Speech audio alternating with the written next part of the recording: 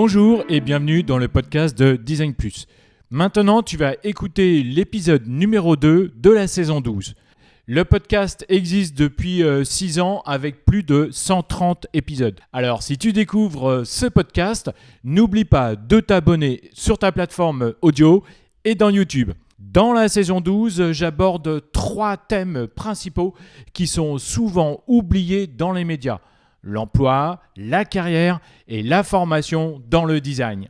Aujourd'hui, je reçois Nathalie Rosenberg, qui est lead UX depuis une quinzaine d'années. Elle a travaillé principalement dans le secteur public et elle a donc fait beaucoup de vulgarisation sur le métier et les process auprès d'un public souvent non averti. Depuis 2020, elle propose du coaching carrière et portfolio auprès de jeunes designers.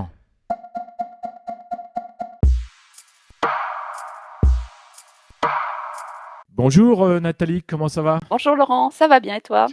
Très bien, merci.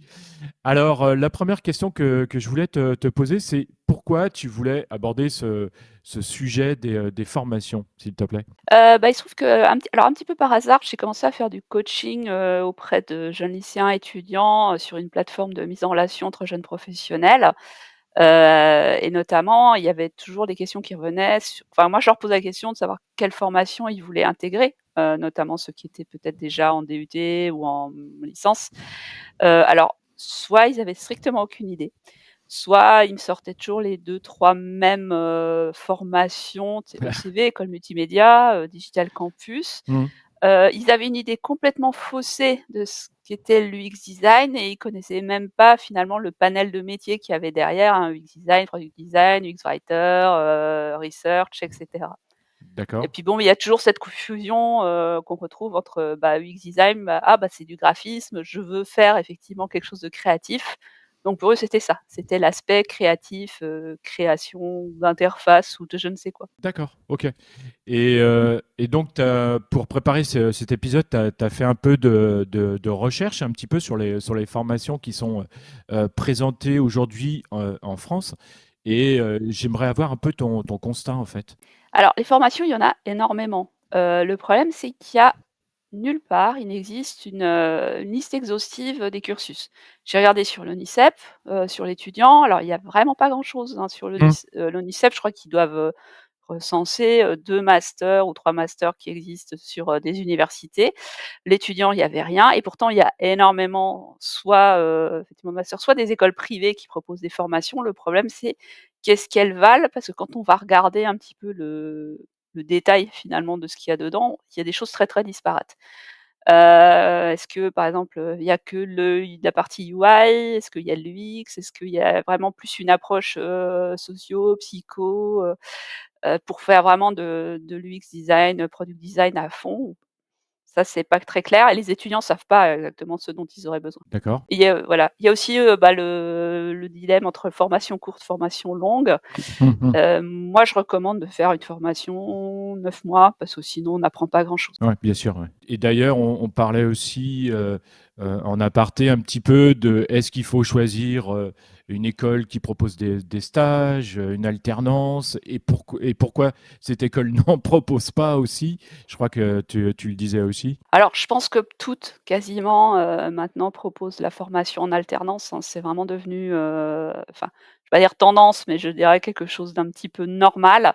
Après, la question à se poser, c'est est-ce qu'ils vous aident à trouver un stage ou des alternances ou pas? Parce que moi, je vois beaucoup de jeunes qui, notamment sur LinkedIn ou autres, qui disent: «Ah ben je cherche une alternance, si je la trouve pas là d'ici 3 semaines, en fait, je rate mon année». Je sais pas exactement comment ça se passe, mais c'est vrai que c'est très, très compliqué d'en trouver. Et je crois que toi, tu étais intervenu, c'est ça, donc tu disais tout à l'heure que tu étais intervenu pour aider des jeunes. Tu pourrais nous en parler un peu?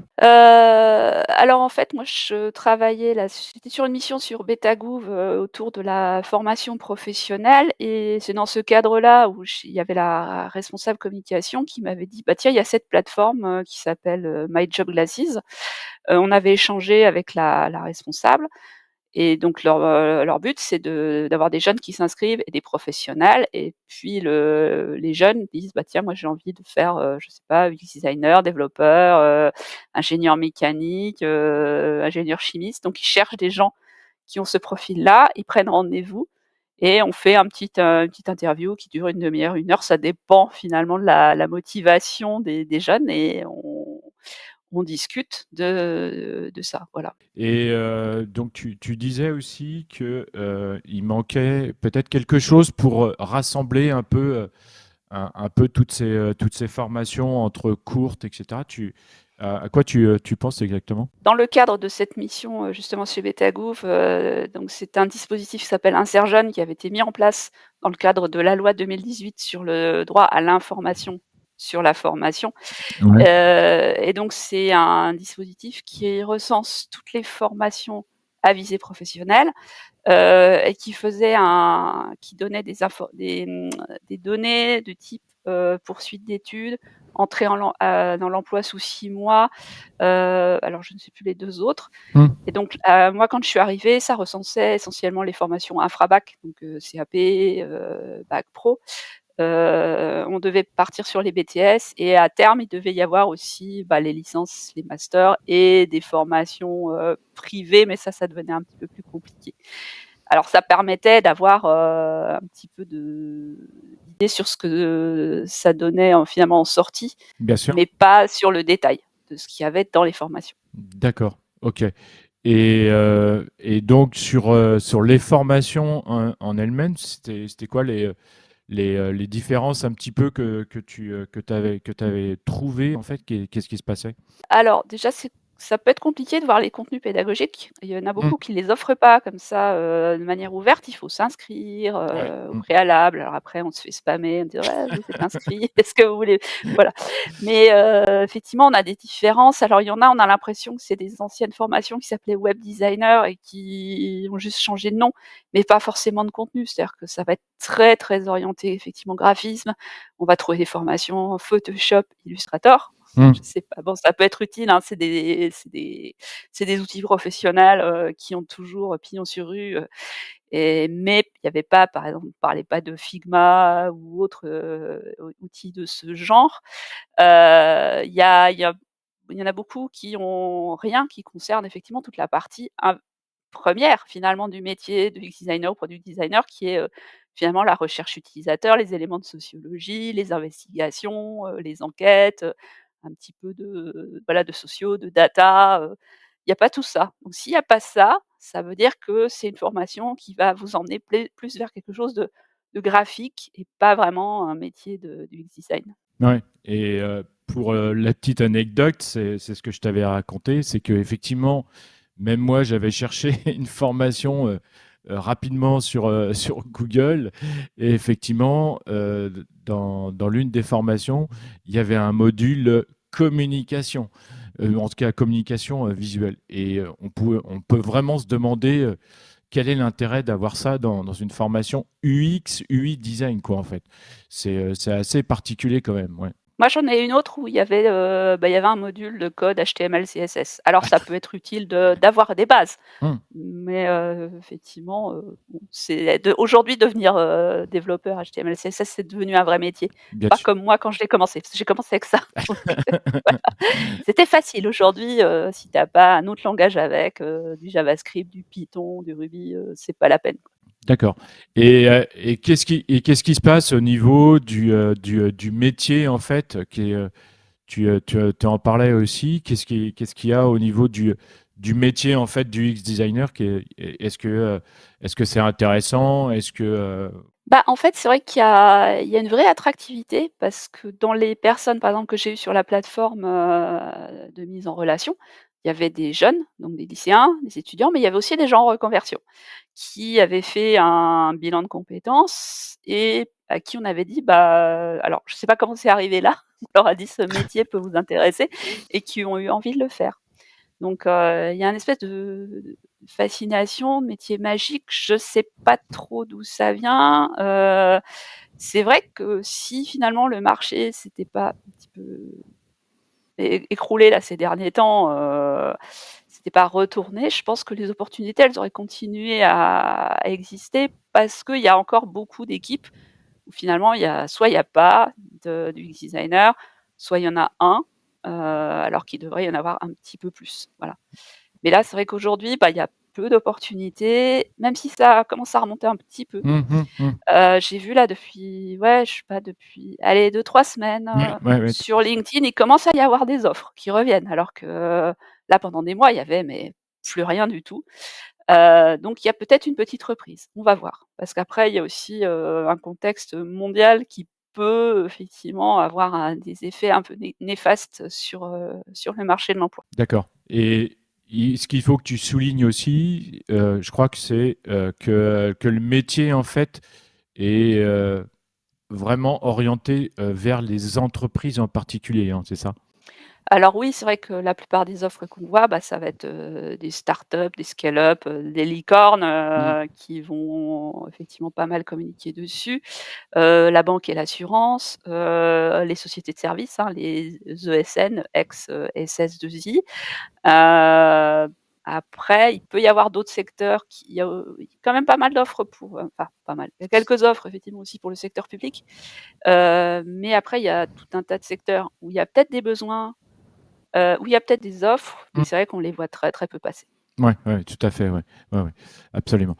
Et alors, tout à l'heure, tu parlais du problème un petit peu qu'il pouvait y avoir dans les formations que tu avais notées ou Mmh. relevées. Et pourquoi, en fait, la sociologie n'est pas enseignée dans ces formations? Alors là, il faudrait que tu poses la question aux responsables pédagogiques de ces formations, sur quelle base eux, ils créent leur programme. Là, moi, je pourrais pas être je suis pas dans leur tête, donc je peux pas te répondre à leur place. Alors peut-être que mettre de la sociologie, de la psychologie, c'est pas vendeur, effectivement, dans un programme, UX design, souvent dans des écoles finalement de design graphique, enfin en tout cas, bah, qui sont liées à la création. Donc il y a c'est peut-être en lien avec l'attente des élèves. Il y a une confusion perpétuelle entre, voilà, UX design et graphisme. Et puis comme je disais tout à l'heure, hein, c'est peut-être juste des formations qui avant s'appelaient, Mm, mm, mm. infographiste, web designer, et qui ont juste basculé de nom sans basculer vraiment de contenu. Ouais, d'accord. Et il y a peut-être aussi le phénomène, on a des intervenants qui enseignent plus la partie graphique, on va dire, ou com visuel, ou je sais pas, ou l'UI, et qui sont moins enclins vers, bien entendu, la sociologie et la psycho, quoi. Et est-ce que, juste une question, est-ce que tu as réellement trouvé une formation qui correspond vraiment au métier tel qu'on peut le trouver aujourd'hui, je sais pas, dans une banque, dans une entreprise tech, ou est-ce que tu as trouvé une formation sans citer le nom de l'école? Moi, j'en ai au moins 2 là en tête, où il y a effectivement quand même un module, un gros module, hein, pas juste, 2 heures de cours quelque part. Ouais. Un module complet lié à, voilà, une approche, recherche utilisateur avec, voilà, peut-être de la socio, de la psycho, comment mener des entretiens, comment, en déduire finalement faire une synthèse, en déduire, des insights, voilà. Donc ça existe quand même. D'accord. Mais il faudrait peut-être plus les mettre en avant. Il y en a sans doute d'autres, hein. En tout Hmm. cas, j'en ai au moins 2. D'accord, ok. Alors, tu disais que dans la tête, en fait, des demandeurs d'emploi ou des futurs étudiants, il y avait une confusion assez forte entre UX design et graphisme. Et à ton avis, pourquoi, en fait? Bah, en fait, ça fait longtemps que le terme design en français, alors peut-être même pas qu'en français, on dit toujours il y a qu'en France qu'on fait cette confusion, mais je pense que, dans les pays anglo-saxons aussi, hein. Mhm. Donc il y a le côté design, joli, esthétique. C'est vrai que quand on parle design, on pense à des, voilà, des jolis meubles, voilà, je sais pas, André Putman, j'ai oublié son nom, mais c'est pas grave. Heu, donc il y a les étudiants, ils sont pas les seuls à faire cette erreur, parce qu'il y a de nombreuses personnes dans le monde du travail qui la font aussi. Heu, voilà, alors moi je pose la question, hein, peut-être aux UX designers, qui sont depuis longtemps dans le métier et qui écouteront le podcast, c'est, qui n'a pas eu la remarque de: «Ah, c'est toi qui vas faire les jolies interfaces?» Ouais, mais Moi, la dernière fois que je l'ai eu, c'était en 2019. On m'a dit: «On était là pour faire les boutons». Voilà, c'est ça. Bon. Avec un peu de mépris en plus, c'était: «Ouais, tu là pour faire les boutons, quoi». Donc ça existe même chez les je veux dire chez les gens qui travaillent et qui connaissent pas forcément le métier. C'est de moins en moins vrai. C'est vrai que de plus en plus maintenant moi j'ai eu la chance dernièrement quand même de travailler dans des environnements où, on comprenait ce que c'était et il y avait beaucoup d'attentes par rapport au métier, mais ouais, il y a encore des environnements où c'est, oui, bah, tu es là pour faire le graphisme, donc on va te filer un cahier des charges et puis tu vas faire les interfaces avec. Tout à fait. Voilà. Et alors, pourquoi est-ce aussi difficile en fait de comprendre ces différences en fait? Bah, déjà, tu vois, dans le milieu de l'UX design, par exemple, ça fait des mois que sur, LinkedIn, ça se pouille pour savoir la différence entre UX designer et product designer. Il y a personne qui est d'accord sur ça, il y a des définitions qui vont dans tous les sens, il y a pas de consensus là-dessus.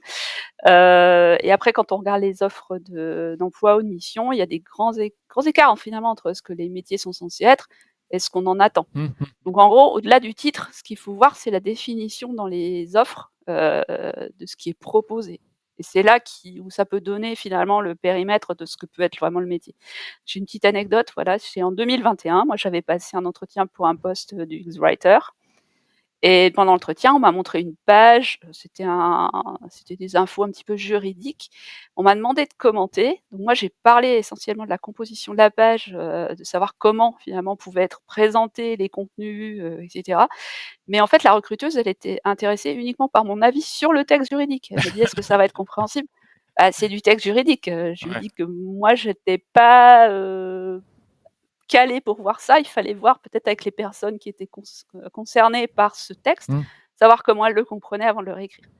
Voilà, mais pour elle et je pense pour, peut-être d'autres, encore aujourd'hui, mais il faudrait demander aux UX writers comment ils le ressentent, c'est qu'un UX writer, c'est un rédacteur.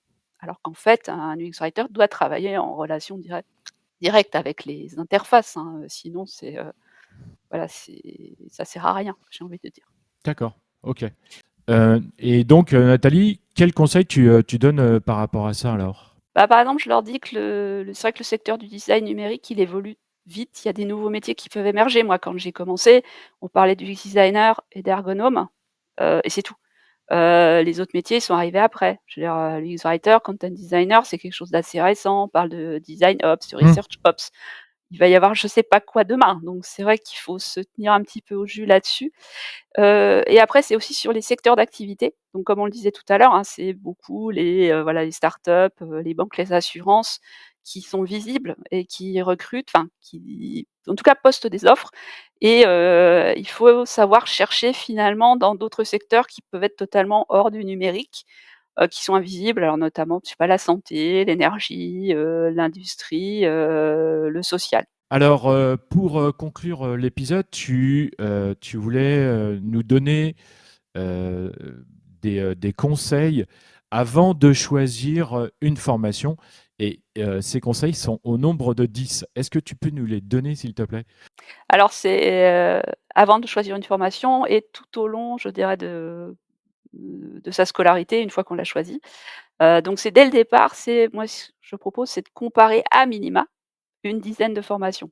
Pas vous focaliser sur 2 ou 3 parce que vous en avez entendu parler, c'est d'essayer d'ouvrir vos horizons et d'aller en chercher au moins une dizaine pour voir finalement les contenus. Faites-vous un tableau comparatif et regardez. Si ces écoles, font des portes ouvertes et si vous avez la possibilité, je vous conseille d'y aller. Si vous avez aussi la possibilité de contacter les anciens élèves via LinkedIn ou via des annuaires ou s'ils sont sur place lors des portes ouvertes, faut leur poser des questions, donc préparer effectivement peut-être des questions pertinentes. Mmh.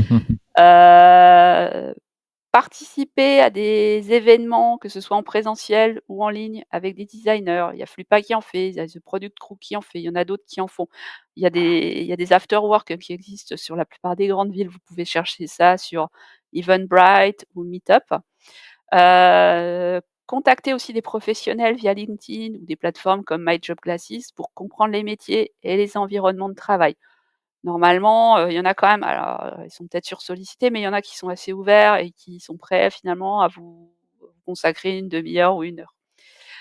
Donc allez rencontrer les professionnels sur le terrain. Si une fois vous avez échangé avec eux, peut-être d'essayer de voir comment ils travaillent. Mmh. C'est un peu plus compliqué. Suivre des posts ou des blogs sur le sujet. Donc là, c'est pareil, hein, via LinkedIn, vous pouvez trouver des professionnels qui ont des des blogs avec pas mal, d'infos.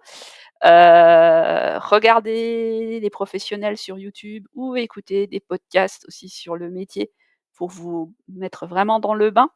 Regardez des vidéos de conférences, notamment il y a les UX Days qui ont pas mal de choses. Vous pouvez trouver, voilà, il y a souvent des retours d'expérience comme ça, donc ça vous donne une idée plus précise de ce que peut être le métier. Et la dernière, c'est, ça c'est un truc pour la vie, j'ai envie de dire, c'est, rejoindre des communautés design pour pas rester seul dans votre coin et pour poser des questions sur les formations ou sur le marché de l'emploi. Donc, alors elles sont pas toutes forcément très, très actives, hein, mais hésitez pas à en rejoindre une ou 2 pour tester, à changer si elles vous conviennent pas. Donc, je vais penser à Donut Panic, à Wikihero, à, Designer Ethique, voilà, qui ont soit des Slack, soit des Discord et qui pourront, voilà, vous accompagner. Il y a des experts, des seniors qui sont sur ces réseaux et qui pourront vous répondre à toutes vos questions. Exactement. Et donc, ça permettra aussi d'échanger avec ces personnes-là, de les contacter et d'échanger avec elles dans ces Slack, dans ces Discord, dans ces communautés. Et puis, je tenais à dire que, en fait, cette liste, vous n'êtes pas obligé de la suivre dans l'ordre, mais au moins, si vous preniez au moins 5 conseils, vous allez franchement avancer et faire un pas de géant. Je pense que c'est vraiment essentiel. Et puis, de toute façon, le métier de designer, c'est d'échanger, de communiquer. Je pense que tu es d'accord avec moi, Nathalie. Et tu voulais... Ouais, Ouais, tout à fait. voilà. Ouais, je voulais rajouter juste un truc Ouais, peut-être à la bien fin, sûr. c'est, si vous n'avez pas encore, choisi de formation et si vous êtes en plein questionnement, si vous avez commencé effectivement ces recherches auprès de professionnels, posez-vous la question, c'est: «Est-ce que finalement ce métier est fait pour vous ou est-ce que vous préférez pas faire autre chose?» Voilà. Exactement, c'est très important. Eh bien, merci beaucoup, Nathalie, d'avoir participé Merci Laurent. à cet épisode. Eh bien, je vous retrouve très bientôt pour un prochain épisode. Merci beaucoup à Nathalie d'être venue dans Design Plus pour partager ses nombreux conseils pour choisir sa formation en UX Design. Je te remercie d'avoir écouté cet épisode. N'oublie pas de le partager autour de toi, avec tes collègues, tes amis et sur tous les réseaux sociaux. Tu peux aussi noter le podcast et écrire un commentaire sympa sur ta plateforme d'écoute pour partager ton avis avec les autres designers. Et si tu regardes cet épisode sur YouTube, n'oublie pas de le liker et d'ajouter un commentaire sympa pour m'encourager dans ce nouveau défi. Pour continuer à écouter le podcast et recevoir les notifications de cette saison numéro 12, n'oublie pas de t'abonner sur ta plateforme d'écoute et dans YouTube. À bientôt. Salut!